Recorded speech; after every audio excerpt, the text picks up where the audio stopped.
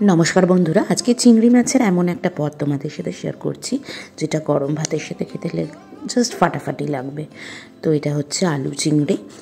এটা বানানোর জন্য আমি 300 গ্রাম চিংড়ি মাছ নিয়ে নিলাম, যেটাকে নুন হলুদ আর একটু কাশ্মীরি লঙ্কা গুঁড়ো দিয়ে মেখে নিয়ে ওটাকে আমরা সরষের তেলে হালকাভাবে সতে করে নেব। আমি মিডিয়াম সাইজের চিংড়ি নিয়েছি, খুব ছোট না খুব বড়ও না। এবার এই চিংড়ি মাছটা সতে করে আমি আলাদা করে তুলে রাখবো এবং তারপর এই তরকারিটার জন্য আমাকে একটা স্পেশাল ভাজা মশলা বানাতে হবে।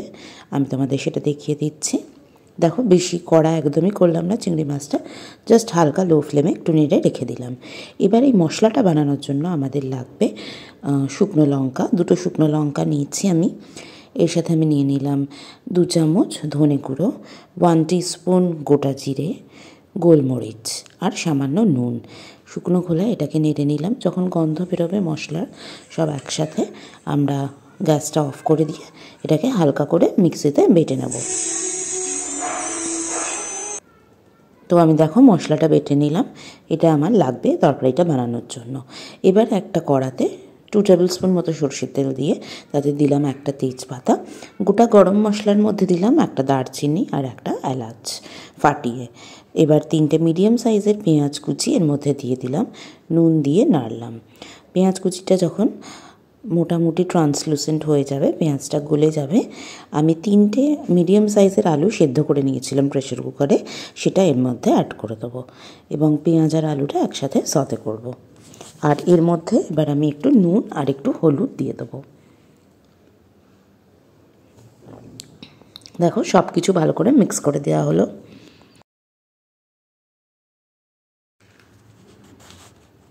সব কিছু ভালো করে মিক্স করে দেওয়ার পর আমি 1 টেবিল স্পুন এর মধ্যে দিয়ে দেবো আদা রসুন বাটা, 1 টিস্পুন রেড মির্চ, আবার 1 টিস্পুন মতো ধনে গুঁড়ো, জিরে গুঁড়ো 1/2 টিস্পুন দিয়ে দিলাম।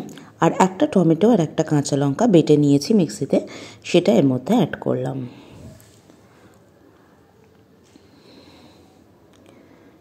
টমেটোটা অ্যাড করে এর মধ্যে ভালো করে মিশিয়ে দিলাম। যেহেতু আলুটা আগে থেকেই বয়েল হয়ে আছে, হালকা হালকা গলে যাবে, যেটা খেতে বেশ ভালো লাগবে।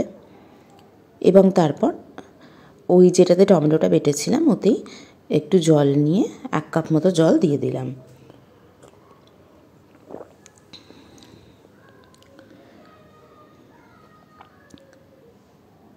এটা যখন ভালোভাবে মিক্স হয়ে গেল, আমি এবার আমার ভেজে রাখা চিংড়ি মাছটা এর মধ্যে অ্যাড করলাম।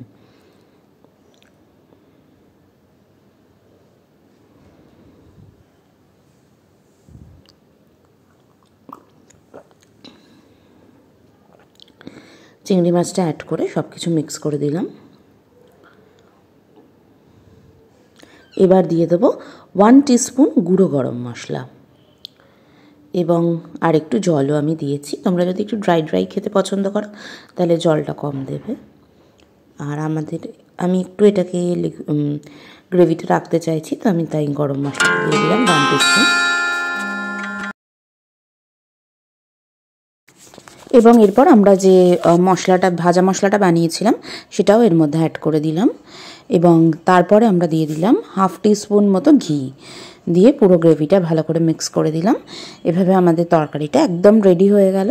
এবার গরম গরম আমরা এটা সার্ভ করে দেবো। ঘিটা দিয়ে দিলাম, ঘিটা নিজে নিজেই মেল্ট হয়ে যাবে।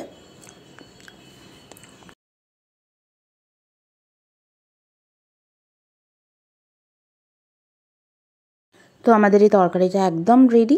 এটা তোমরা অবশ্যই ভাতের সাথে ট্রাই করে দেখো, খুব ভালো লাগবে খেতে। এরকম আরও রেসিপি দেখতে আমাদের চ্যানেলটা ফলো করো।